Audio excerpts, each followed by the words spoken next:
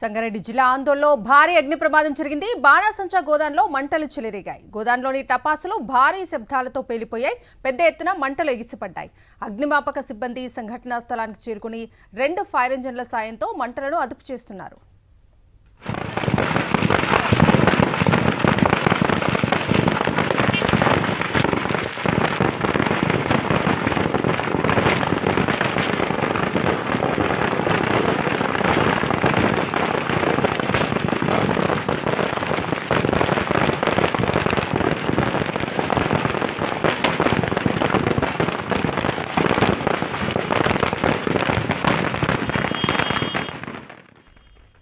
సంగారెడ్డి జిల్లా ఆందోళనలో భారీ అగ్ని ప్రమాదం జరిగింది. బాణాసంచా గోదాంలో మంటలు చెలరేగాయి.